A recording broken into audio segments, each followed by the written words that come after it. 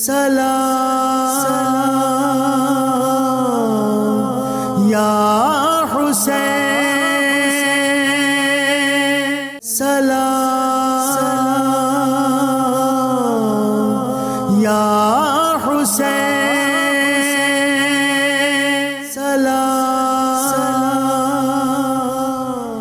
اللہم صلی علی سیدنا و مولانا محمد وعلی آلہ و اصحابہ وبارک وسلم وسلم علیہ۔ اعوذ باللہ من الشیطان الرجیم، بسم اللہ الرحمن الرحیم۔ پروگرام سلام شہدائے کربلا کے ساتھ میں ہوں آپ کی میزبان ہمار سلان۔ ناظرین کرام، آج کے پروگرام میں ہم انتہائی اہم موضوع کی جانب اشارہ کرنے جا رہے ہیں۔ جب بات آتی ہے کہ ہم ذکر کریں، قافلہ حسینی کا تذکرہ کریں کہ جو مکہ مکرمہ سے کربلا تک کا سفر کر کے آئے ہیں، سفر کی مشکلات بھی ہیں، سفر کے تمام تر جو ہیں وہ صعوبتیں بھی جھیل رہے ہیں، اور اس پر ہم یہ دیکھتے ہیں کہ ان کی اتنی طاقت ہے کہ اگر ضرب لگائیں تو کربلا کی سرزمین سے کئی زمزم پھوٹیں، کئی فرات جاری ہوں اور کربلا کی سرزمین کو جل تھل کر دیں۔ مگر یہاں تو معاملہ ہی کچھ اور ہے۔ وہ میزبان کیسے میزبان ہیں جو خط لکھ لکھ کر بلاتے ہیں، مگر جب مہمان ان کے در پر آتے ہیں تو آداب میزبانی ہی بھول جاتے ہیں اور عداوت پر اتر آتے ہیں۔ ایک جانب قافلہ امام حسین خیمہ زن ہو گیا ہے اور پانی کی کمی کا شکار ہے، تو دوسری جانب ہم یہ دیکھتے ہیں کہ یزید گھات لگائے بیٹھا ہے۔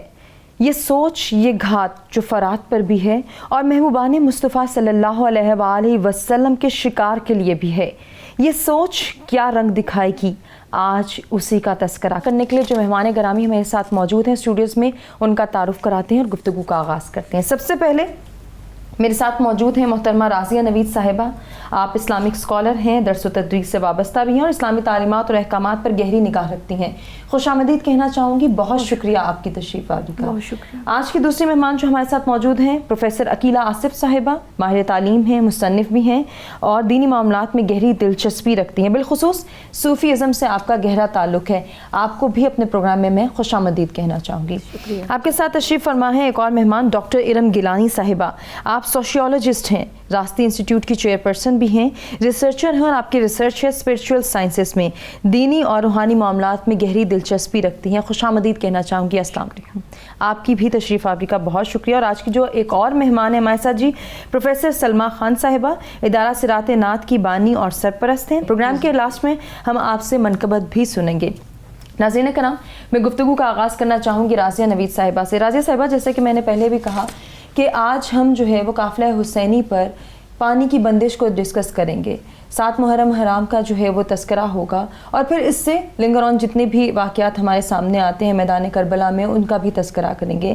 لیکن اس سے پہلے یہ جاننا کہ پانی روئے زمین پر ابتدا ہے، پانی کی ابتدا اپنی مثال آپ ہے، اس کی اہمیت کو جاننا، اس کی اہمیت کو واضح کرنا آپ کی نظر میں کیوں ضروری ہے؟ اللہ تعالیٰ نے بھی جب انسان کی تخلیق فرمائی تو بنیادی طور پر 4 اجزاء اس میں شامل فرمائے، اس میں مٹی، اس میں پانی کا اثر، اس میں ہوا کا اثر اور اس میں آگ کا اثر۔ اور ان چیزوں میں اگر ہم دیکھیں تو سب سے امپورٹنٹ چیز ہمیں پانی جو ہے وہ نظر آتا ہے۔ یہی وجہ ہے کہ ہماری اگر آنکھ کا پانی خشک ہو جائے تو آپ دیکھیں کہ ہم بصارت سے محروم ہو جاتے ہیں، ہم دیکھ نہیں سکتے۔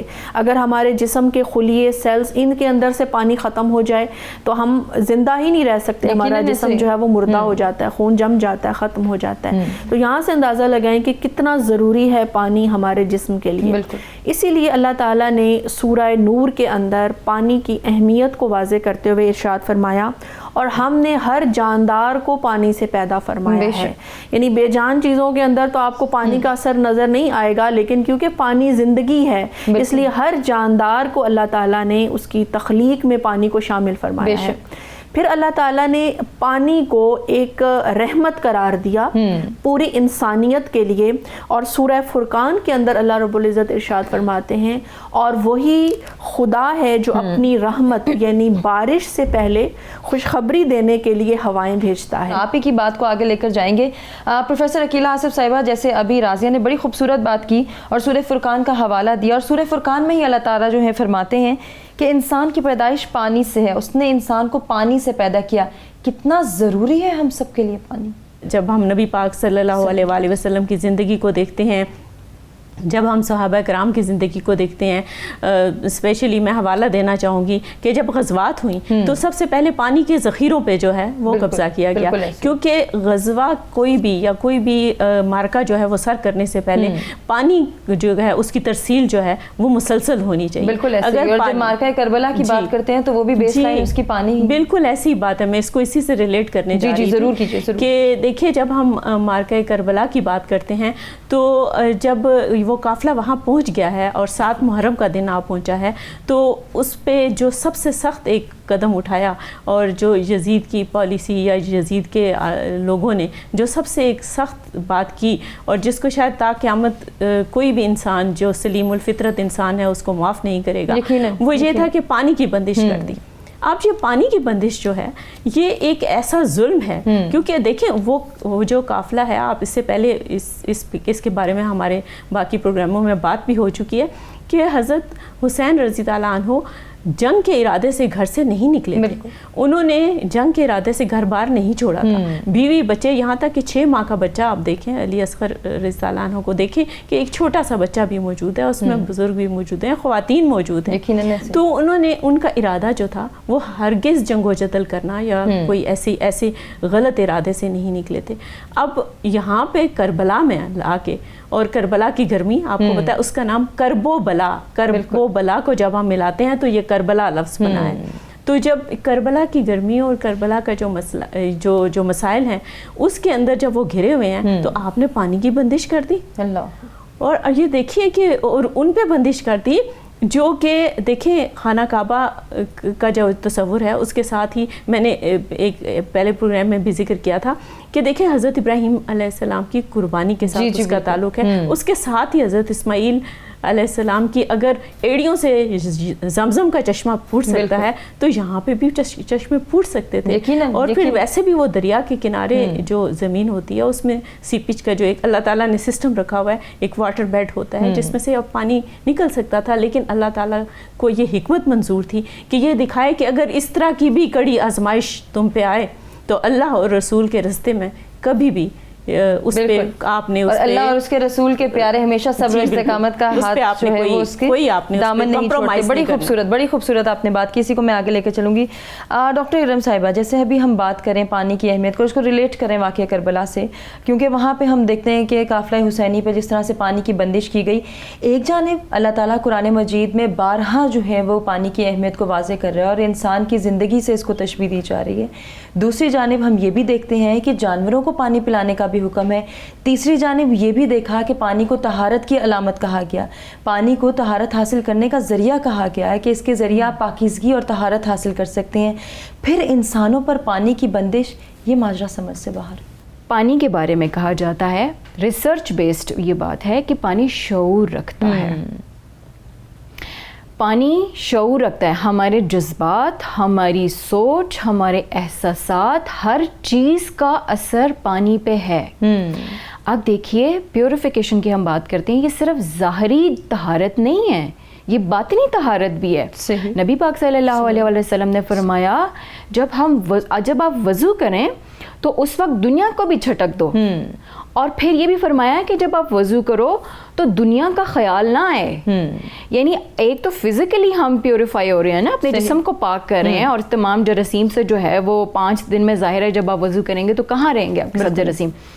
تو نبی پاک صلی اللہ علیہ وسلم کی جو یہ بات ہے یہ بیسیکلی اس کی طرف اشارہ ہے کہ اگر میں وضو کر رہی ہوں اور پوری آپ کی باڈی کے اوپر پانی لگ رہا ہے، اور اس وقت اگر آپ کی سوچ جو ہے وہ نفس پرست ہے یا دنیا کی طرف ہے، تو بیسیکلی وہ پورا کا پورا پانی جو شعور رکھتا ہے وہ اس احساسات کو، جذبات کو، اثر کو آپ کے جسم کے اوپر جو ہے وہ طاری کر رہا ہے۔ بالکل ایسے، اسی لیے آپ دیکھیں جب آپ وضو کرتے ہیں تو اس میں دعائیں ہیں، اس میں دعائیں ہیں کہ ہم کہتے ہیں کہ اللہ کا کوئی شریک نہیں ہے۔ بالکل، تو جب آپ کہتے ہیں کہ اللہ کا کوئی شریک نہیں ہے، محمد رسول اللہ صلی اللہ علیہ وسلم اللہ کے رسول ہے، تو وہ بیسیکلی اس کی روح کو ہم انٹرنلائز کر رہے ہوتے ہیں، اور جب تک ہم اس اصل کو نہیں سمجھتے نا، آپ دیکھیں اگر ہم وضو کی ریئل ورتھ کو سمجھ جائیں، اس کی روح کو سمجھ جائیں، تو 5 وقت میں وضو جب آپ کرتے ہیں تو بیسیکلی اس تھاٹ پیٹرن کے ساتھ, اس سوچ کے ساتھ, اس فکر کے ساتھ اور اس ڈیپتھ کے ساتھ جب آپ کریں گے تو کتنا آپ کے باطنی پیوریفیکیشن ہوگی. بالکل. اور پھر کیوں آپ کو کہا گیا ہے کہ آپ ہمیشہ مثبت سوچیں, کیوں کہا گیا ہے کہ آپ کسی کے بارے میں برا مت سوچیں, برا گمان بھی مت کریں. بالکل ایسے, کیونکہ اللہ تعالیٰ ہمارے ساتھ ہمارے گمان کے مطابق ہے. یقیناً. ناظرین, اسی جو ہے وہ گفتگو کے سلسلے کو آگے بڑھائیں گے. ہم ایک بریک کی جانب بڑھیں, بریک سے واپس آتے ہیں, قافلہ حسینی پر پانی کی بندش کو مزید ڈسکس کرتے ہیں. سلام یا حسین, سلام یا حسین, سلام یا حسین, سلام یا حسین, سلام. جی ویلکم بیک ناظرین. پروگرام میں ایک مرتبہ پھر سے آپ کو کہیں گے خوش آمدید. اور آج کا موضوع قافلہ حسینی پر پانی کی بندش ہے, اسی کو ہم ڈسکس کر رہے ہیں. اور اس کے حوالے سے شاعر نے کیا خوب کہا ہے کہ پیاسا حسین کو کہوں اتنا تو بے ادب نہیں, پیاسا حسین کو کہوں اتنا تو بے ادب نہیں, لمس لب حسین کو ترسا ہے آب ریت پر. گفتگو کے سلسلے کو آگے بڑھائیں گے اور حدیث مبارکہ کی روشنی میں ہم پانی پلانے کی اہمیت کو واضح کرنا چاہیں گے, اور پھر اس کو ریلیٹ کریں گے واقعہ کربلا کے ساتھ بھی, کہ جب رازیہ صاحبہ ہم یہ دیکھتے ہیں کہ احادیث کی روشنی میں ہمیں متعدد بار یہ ملتا ہے کہ پانی پلانے کی عظمت اور فضیلت بہت زیادہ ہے. قرآن مجید فرقان حمید میں بھی بارہا ہم نے دیکھا کہ اللہ تعالیٰ نے پانی کی رفت کو, پانی کی جو ہے وہ تمام تر عظمت کو اور اس کے فضائل کو بیان کیا. اسی طرح احادیث کی روشنی میں جب ہم تذکرہ کرتے ہیں تو پھر حضور نبی اکرم صلی اللہ علیہ وآلہ وسلم نے بہترین صدقہ پانی کے صدقے کو کہا. ہم آپ دیکھیے کہ ایک حدیث مبارکہ میں حضور نبی اکرم صلی اللہ علیہ وآلہ وسلم نے پانی پلانے کی اہمیت کو بیان کرتے ہوئے فرمایا کہ ایک ایسی جگہ جہاں پر پانی کثیر مقدار میں موجود ہو, اگر کوئی شخص وہاں پر کسی کو پانی پلاتا ہے تو اس کو اتنا ثواب ملتا ہے جس طرح کہ کسی ایک غلام کو آزاد کرنے کے برابر. لیکن اگر ایک شخص ایسے ایریا, ایسے علاقے میں پانی پلاتا ہے جہاں پر پانی کی کمی ہے تو وہ اس کو اتنا ثواب ملتا ہے جس طرح سے کہ کسی کو زندگی عطا کرنا, اتنا یعنی ایک زندگی بچانا بھی اور زندگی عطا کرنا, اس قدر ثواب ملتا ہے. اب یہاں پر آپ دیکھیں کہ ایک طرف پانی پلانے کا اجر ہے تو دوسری طرف وہ لوگ جو پیاسوں کو پانی نہیں پلاتے, اور ان پیاسوں میں بھی اگر ہم جو ہے قافلہ حسین علیہ السلام کے ان سپہ سالاروں کا ذکر کریں, سرکار دو عالم صلی اللہ علیہ وسلم کی آل پاک کا ذکر کریں, خانوادہ رسول صلی اللہ علیہ وسلم کے ان اراکین کا ذکر کریں اور ان کی پیاس کا تذکرہ کریں, تو آپ دیکھیں کہ اگر ان پر پانی بند کیا گیا تو پھر کس طرح سے بند کرنے والوں پر جنت حلال ہو سکتی ہے, کس طرح سے وہ پانی بند کرنے والوں پر دنیا کی آسائش اور آخرت کی جو جنتیں ہیں, آخرت کا جو آرام ہے, آخرت کے جو انعامات ہیں وہ ان پر حلال ہو سکتے ہیں. یقیناً دنیا پر بھی ان پر عذاب نازل ہوا اور قیامت تک کے لیے وہ نشان عبرت بن گئے, کیونکہ آج کوئی بھی اپنے آپ کو نہ یزیدی کہلوانا چاہتا ہے اور نہ یزیدی ٹولے کا حصہ کہلوانا چاہتا ہے. یقیناً ایسے ہی آپ نے بجا فرمایا. آپ ہی کی بات کو آگے لے کے جانا چاہوں گی. پروفیسر عقیلہ آصف صاحبہ سے بات کروں گی کہ اس منظر کو ہم یاد کر رہے ہیں کہ کس طرح سے ان پیاسوں پر پانی کی بندش کی گئی, اور جو پانی کی تلاش میں جو ہے وہ نکلتے بھی ہیں تو پانی سے ان کو دور رکھا جا رہا ہے. دریا قریب ہے لیکن پیاسے ہیں, پانی کو جو ہے وہ نہیں, پانی کو ترس رہے ہیں, پانی سے نہیں سیراب کر سک رہے خود کو. جب پانی صدقہ جاریہ ہے, پانی پلانے کی فضیلت اتنی ہے, حدیث مبارکہ کی روشنی میں بھی جان چکے ہیں, قرآن مجید فرقان حمید کے احکامات سے بھی جان چکے ہیں, تو جو پانی روک رہے ہیں وہ کس قدر عذاب میں مبتلا ہوں گے, ان کے لیے کتنے نقصانات ہیں. فلسفہ کربلا جو ہے وہ انہی صحبتوں کا ذکر ہے اور انہی صحبتوں کو برداشت کرنے کا ذکر ہے, تاکہ وہ ہم اس سے سبق حاصل کریں اور ہمیں پتہ چل سکے کہ پانی کی بندش تو محض ایک علامتی بات ہے. وہ اس مصیبت کو بھی سہ گئے, وہ اس پریشانی سے بھی پوری طرح سے عہدہ برا ہو کے نکلے, کامیاب ہو کے نکلے. کہ آپ سوچئے, آپ خود تصور کیجئے, ہم میں سے بہت سے لوگ ہیں جو والدین بھی ہیں, اس ماں کا بھی تصور کریں, اس باپ کا بھی تصور کریں جو علی اصغر کو ہاتھوں پہ اٹھا کے جاتے ہیں اور کہتے ہیں کیونکہ وہ چھوٹا سا معصوم بچہ ہے جس کے ہونٹ کربلا کی گرمی کی وجہ سے خشک ہو چکے ہیں، وہ ہاتھوں پہ اٹھا کے جاتے ہیں اور کہتے ہیں کہ اس معصوم کے لیے تو پانی کے 2 گھونٹ ہوں. اور آپ کو پتہ ہے کہ ان ظالموں نے کیا کیا کہ انہوں نے اس پہ تیر برسائے. بالکل. وہ بچہ باپ کے ہاتھوں میں تڑپ کے جب جان دیتا ہے تو کیا رحمت خداوندی جوش میں نہیں آئے گی؟ کیا وہ خانوادہ رسول کا ایسا حصہ نہیں تھا جس کے لیے یہ کائنات تخلیق کی گئی؟ تو آپ اس سے اندازہ کیجئے کہ یہ پانی کی بندش جو ہے یہ محض ایک روایت نہیں ہے، ایک بات نہیں ہے، ایک پالیسی کا، ظلم کی پالیسی کا حصہ نہیں تھی، بلکہ یہ 2 طرفہ بات تھی. اس میں سبق بھی ہے ہم سب کے لیے، رہتی دنیا تک ہم سب کے لیے سبق ہے کہ جو پیاس ہے، اور وہ پیاس جب آپ کو پیاس لگتی ہے جب آپ روزہ رکھتے ہیں مثال کے طور پہ، جس میں ہم یہ تجربہ کرتے ہیں کہ پیاس کا مطلب کیا ہوتا ہے، پیاس کی شدت کیا چیز ہوتی ہے، تو ہمیں اس وقت کربلا کے، اور وہ صرف 12 سے 15 گھنٹے کا سپین ہے، لیکن وہاں ہم یہ دیکھتے ہیں 72 گھنٹے پانی نہیں ملا، اور وہ جانثار جو ہیں اللہ اور اس کے رسول کے نام پہ، خانوادہ رسول کے حضرت امام حسین رضی اللہ عنہ کے کا ساتھ دینے کے لیے اپنے سر کٹاتے چلے جاتے ہیں، اپنے زخم سہتے چلے جاتے ہیں، ان کے بدن زخموں سے چور چور ہیں، ان کو کفن بھی نہیں دیے گئے. وہ ظلم کی انتہا ہے، لیکن ساتھ میں ایک بہت عظیم سبق بھی ہے جس کو یاد رکھنا بہت ضروری ہے کہ قتل حسین اصل میں مرگ یزید ہے، اسلام زندہ ہوتا ہے ہر کربلا کے بعد. بجا فرمایا ڈاکٹر صاحبہ. اب جب بات ہو رہی ہے پانی کی بندش کی، دوسری جانب ہم بات اس کو ریلیٹ بھی کر رہے ہیں کہ انسان کی زندگی پانی سے، انسان کی جسامت جو ہے اس میں 70% پانی ہے.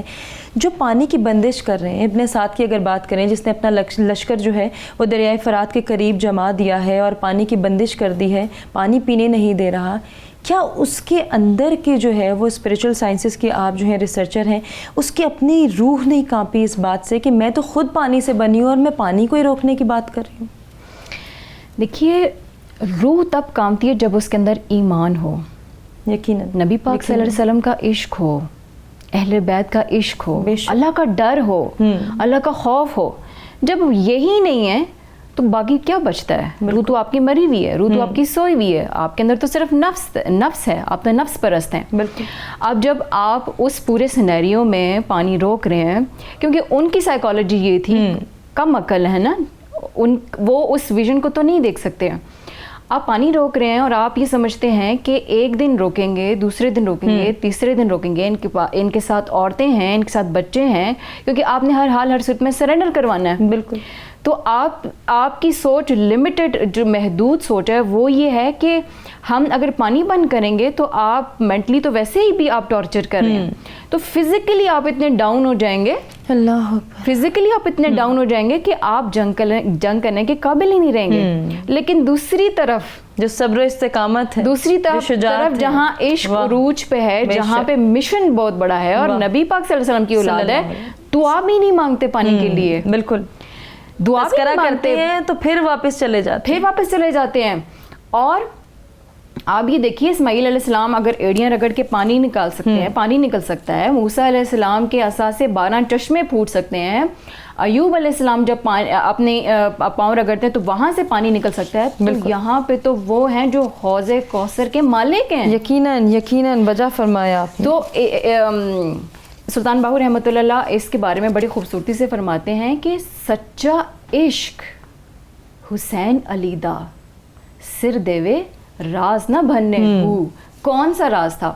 روحانی قوت ان کے پاس تھی، بالکل تھی. وہ کہتے تو کیا چشمے نہ جاری ہو جاتے، کیا بات ہے، صحرا میں نہ جاری ہو جاتے. آپ کی بات سے مجھے وہ بات یاد آ گئی جو میں مینشن کرنا چاہوں گی یہاں کہ میدان کربلا میں ناظرین سیدنا امام حسین علیہ السلام کی بارگاہ میں جنات کا بادشاہ بھی حاضر ہوا اور کہا کہ میری فوج میں 1000 جنات موجود ہیں اور اگر آپ حکم دیں تو نہر فرات کو زمین کے اندر سے خیموں تک لے آؤں. اس پر امام عالی مقام کا جواب سنیے کہ انہوں نے فرمایا کہ اے جنات کے بادشاہ، آپ یہ کیوں بھول رہے ہیں کہ میں جنتی جوانوں کا سردار ہوں. میں چاہوں تو حوض کوثر کو خیموں میں لے آؤں، مگر اسلام کی سربلندی کے لیے کربلا کی زمین کو اپنے مقدس لہو سے سیراب کرنے آیا ہوں. کنٹینیو کیجیے. بالکل.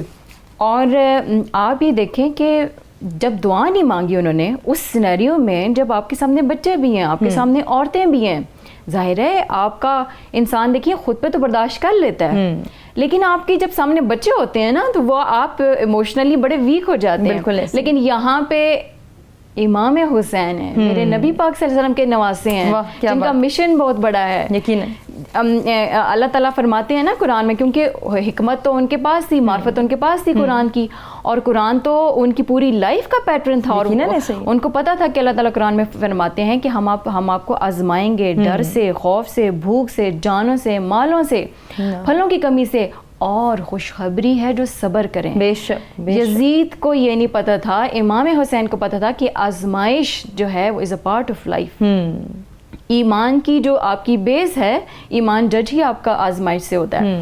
لیکن ان کو نہیں پتا تھا جو ایمان سے خالی ہیں، یہاں پہ عشق ہے، وہاں پہ نفس ہے، یہاں پہ حق ہے، وہاں پہ جو ہے وہ باطل ہے. بے شک. تو اللہ کی رضا ہے. بالکل. اور دنیا کے لیے رول ماڈل، دنیا کے لیے ایک ایگزامپل، اور دنیا کے لیے ایک جو ہے وہ میسج چھوڑ کے جا رہے ہیں کہ اگر اس طرح کا سینیریو تو پھر بھی حق اور حق کی ہی بات کرنا، پھر بھی باطل کو سرنڈر نہ کرنا. اصل نقطہ یہ ہے، ورنہ پانی کی کیا مجال، پانی جب شعور رکھتا ہے تو نہر فرات تو خود تڑپتی ہوگی. بالکل. کہ میرا بس نہیں چلتا کہ میں کیسے جو ہے وہ امام کے قدموں میں جا کے نچھاور ہو جاؤں. تو ساری کائنات پہ ان کا تصرف ہے، روحانی قوت ان کے پاس ہے. تو اس وقت کیا فورسز جو ہیں وہ میدان میں نہیں آئی ہوں گی، بلکہ کن فورسز نے جو ہے وہ اپنا جو ہے وہ قوت سامنے پیش نہیں کی ہوں گی.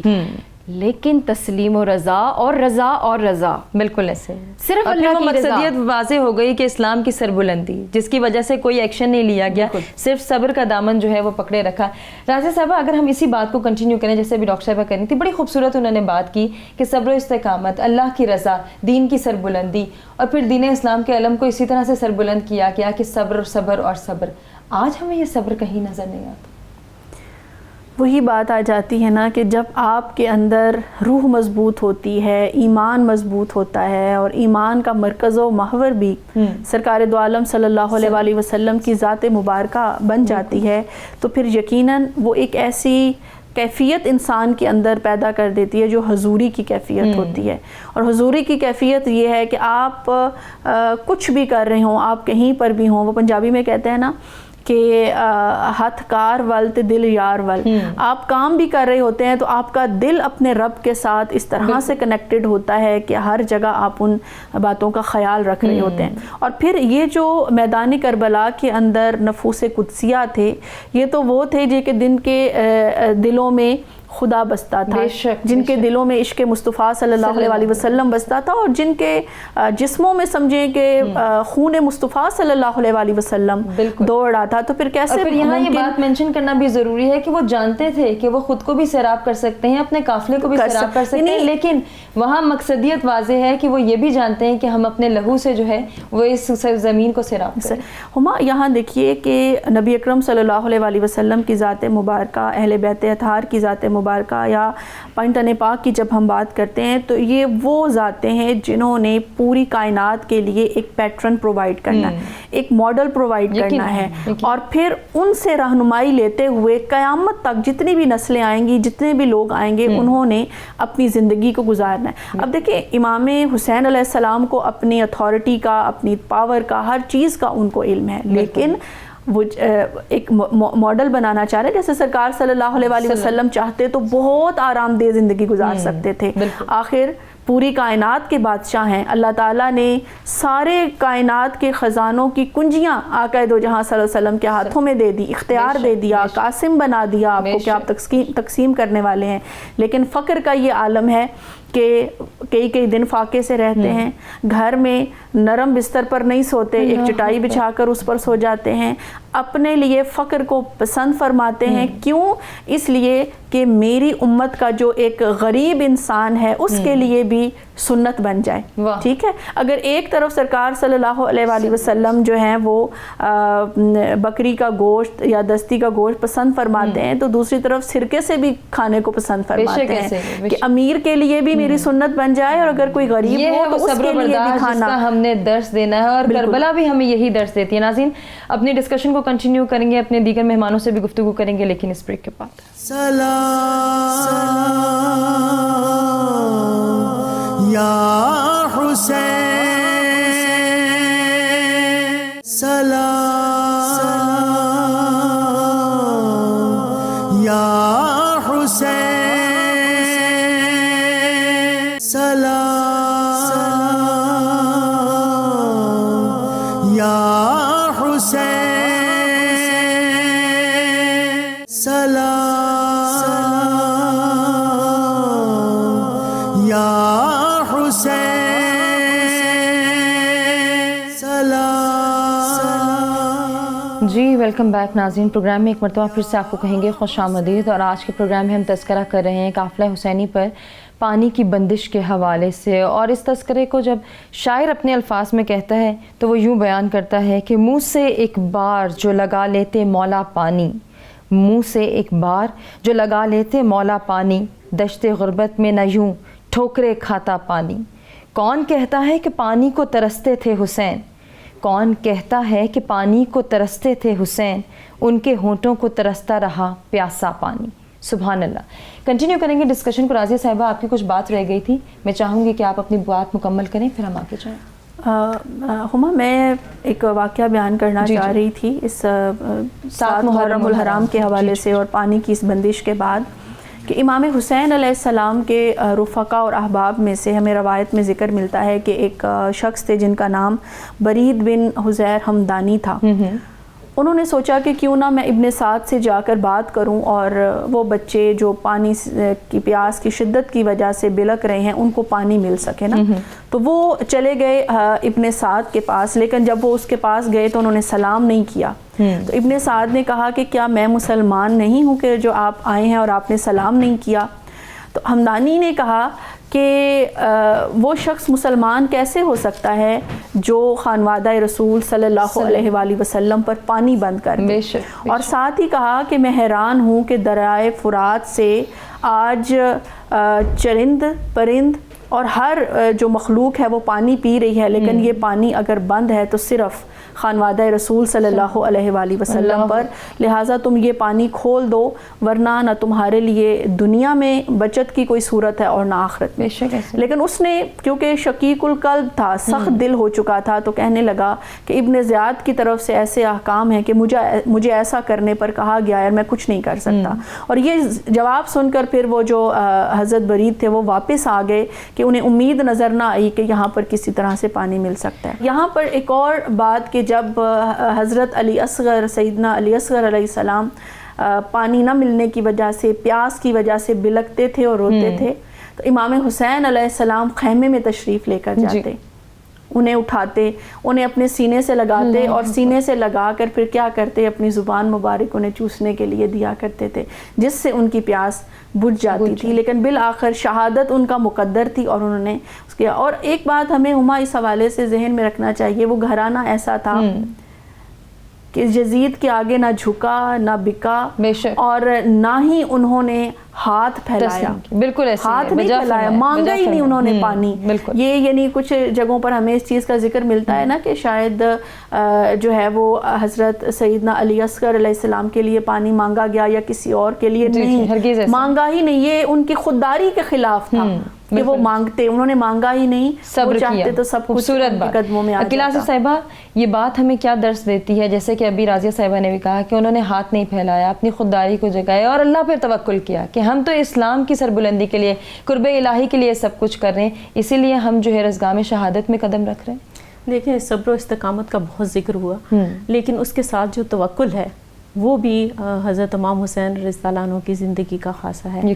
आप ये देखिए कि उन्होंने करबला जैसे, यानी जहाँ पे वैसे ही वो जगह जो है करबला के नाम से मशहूर है, उसके साथ मुसीबत ये कि उन्होंने पानी भी बंद कर दिया और बच्चे आपके बिलक रहे हैं। आप हमने वो ये देखें, जब बच्चों की तकलीफ़ जो है, मेरा ख्याल है वालिदैन सारी चीज़ें बर्दाश्त करते हैं, बच्चे की तकलीफ़ नहीं देखी जाती।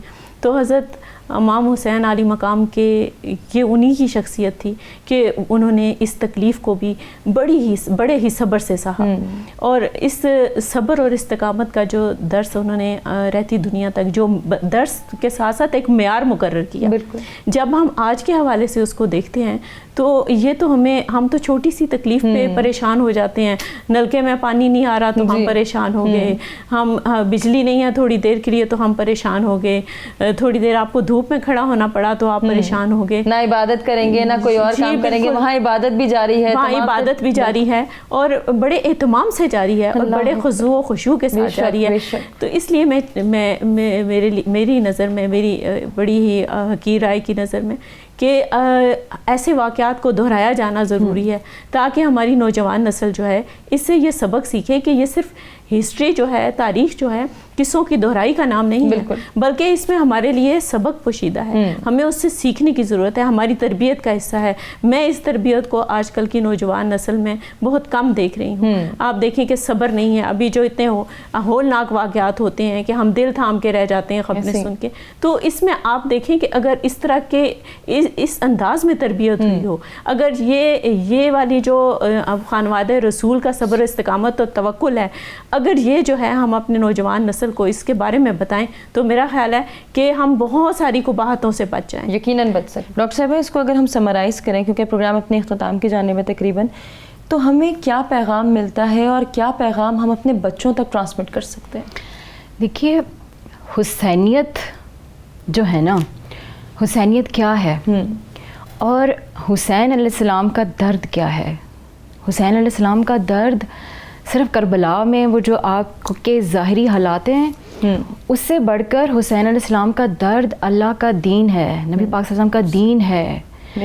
جب تک وہ حسینیت ہمارے اندر نہیں جاگے گی, جب تک اس یزیدیت کو ہم اپنے اندر اس کا انالیسس کر کے اس کو پیوریفائی نہیں کریں گے, اس کو باہر نہیں نکالیں گے. ہر انسان کے اندر کربلا چل رہی ہے, ہر انسان اس پل صراط سے گزر رہا ہے, ہر انسان کے اندر حق اور باطل ہے, ہر انسان کے اندر یہ نظام چل رہا ہے. تو جب تک آپ کے اندر جو ایک جنگ چل رہی ہے, جب تک آپ اس کو سمجھتے نہیں ہیں ظاہر اور باطن میں, جب تک آپ اس کو سمجھتے نہیں ہیں اور اس کے مطابق اپنی پوری زندگی کو نہیں ڈالتے, آپ وفا نہیں کر رہے ہیں. اور ایک بات ذہن میں رکھیے گا, اللہ تعالیٰ سارے گناہ معاف کر لے گا, لیکن نبی پاک صلی اللہ علیہ وسلم کے ساتھ اور ان کی آل کے ساتھ اگر آپ نے بے وفائی کی تو یہ گناہ نہیں معاف ہوگا. کیوں؟ کیونکہ یہ دین میرے نبی پاک صلی اللہ علیہ وسلم نے بڑی تکلیفیں گزار کے ہم تک پہنچایا ہے. ان کی آل کا درد کتنا بڑا درد ہے, اور آپ اتنا فار گرانٹیڈ لے لیں اس دین کو. آپ ظاہری طور پہ باتیں کریں, ہم آنسو بھی بہائیں, ہم نو محرم کے سب کچھ کرتے ہیں, اور یہ ضروری ہے کیونکہ یہ اس سے بھی آپ کی سوشلائزیشن ہوتی ہے. لیکن اس سے بڑھ کے جو ضروری ہے نا, جو حسینیت کا اصل درد ہے, وہ اللہ کا دین ہے, وہ پیٹرن ہے, وہ نظام ہے, وہ آپ کی انر پیوریفیکیشن ہے, اور وہ ٹوٹل اللہ تعالیٰ کے قانون کے ساتھ میرا ظاہر, میرا باطن, میرے ایکشنز, میری سوچ, میرا طرز فکر, میرے پرسپیکٹیو جب تک نبی پاک صلی اللہ علیہ وسلم کے بتائے ہوئے طریقے پہ نہیں ہیں, تو I'm sorry to say آپ یزیدیت کے اوپر ہیں, آپ یزیدیت کے اوپر ہیں. اور پھر آپ یہ بھی کہیں کہ لبیک یا حسین, تو روح سے حالی ہے, یہ کیسا نعرہ ہے آپ کا. اور پھر آپ جا کے جب سوسائٹی میں جاتے ہیں تو یزیدیت وہاں پہ بکھری پڑی ہے. یہ کیسے جو ہے وہ آپ کی کو ایگزسٹ تو کر ہی نہیں سکتا. حسینیت یزیدیت کبھی کو ایگزسٹنٹ میں نہیں آ سکتے. اللہ تعالیٰ قرآن میں کہتا ہے حق کو باطل میں مکس مت کرو, حق کو باطل میں مکس مت کرو. یہ بڑی باریک لائن ہے, اور یہ حق اور باطل یزیدیت اور حسینیت ہے. بالکل. آج بھی اگر اس موقع پہ, اس محرم کے دن, ابھی بھی اگر آپ نے اکاؤنٹیبلٹی نہ کی اور آپ نے بے وفائی کی نبی پاک صلی اللہ علیہ وسلم کے دین کے ساتھ, حسینیت کے ساتھ, تو آپ کا بیڑا کبھی پار نہیں ہو سکتا, نہ دنیا میں اور نہ آخرت میں. بے شک. سلام یا حسین, سلام یا حسین, سلام یا حسین, سلام یا حسین, چھوٹی سی بات کے ساتھ آج کے پروگرام کو اختتام کی جانب لے جانا چاہوں گی ناظرین کہ جب ہم ایک کمپیریزن ڈیولپ کرتے ہیں کہ امام حسین علیہ السلام کے پاس جنات کا بادشاہ تک آ گیا, اس تک نے یہ کہا کہ اگر آپ چاہیں, آپ حکم دیں تو آپ بھی سیراب ہو سکتے ہیں, آپ کا قافلہ بھی سیراب ہو سکتا ہے, جبکہ وہ خود بھی یہ جانتے ہیں کہ اگر وہ چاہیں تو کچھ بھی کر سکتے ہیں. پانی تو کیا پورا دریا جو ہے وہ دریاؤں کے دریا بہا سکتے ہیں اور پورے کربلا کو جل تھل کر سکتے ہیں, لیکن وہاں انہوں نے دین کی سربلندی کو جو ہے اپنا شعار بنایا. تو آج یہ ہمارے لیے لمحہ فکریہ ہے اور یہ سوچنے کی بات ہے کہ کیا ہم حق پر ہیں اور کیا ہم اسلام کی, دین اسلام کی سربلندی کے لیے اپنا کردار ادا کریں, یا پھر ہم میں, میرا اور میرے لیے کی سوچ کو اپنائے ہوئے ہیں. تو سوچ و فکر کریں اور کوشش کریں کہ اللہ تعالیٰ ہمیں توفیق عطا فرمائے کہ ہم دین کی سربلندی کے لیے اپنا کردار ادا کریں. اسی دعا کے ساتھ آج کی نشست کا اختتام کرنا چاہیں گے. اپنے تمام مہمانوں کا شکریہ ادا کریں گے جن سے بہت کچھ سیکھنے کا موقع ملا, اور جاتے جاتے سلمیٰ خان صاحبہ سے میں گزارش کرنا چاہوں گی کہ وہ آج کے دن کی مناسبت سے کلام پیش کریں. نبی کی آل پر ہے اشقیاء نے بند کیا پانی, لبے دریا یزیدی ہیں کہ لینا دوسرا پانی, لبے دریا یزیدی ہیں کہ لینا دوسرا پانی.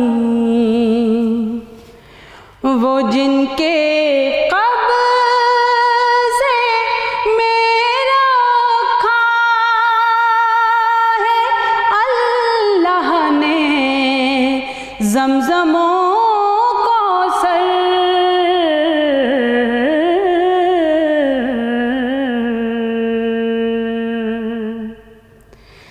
لائنوں نے انہی پر کربلا میں روکا تھا پانی, لائنوں نے انہی پر کربلا میں روکا تھا پانی. یزیدی فوج کے تھے جانور بھی پی رہے, لیکن ستم کیشوں نے بچوں کو بھی نہ پینے دیا پانی, ستم کیشوں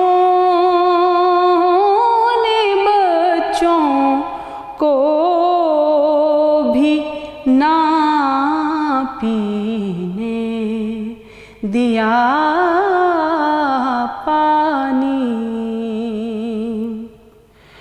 وہ جس کے نانا کی انگلی سے چشمے جاری ہوتے تھے,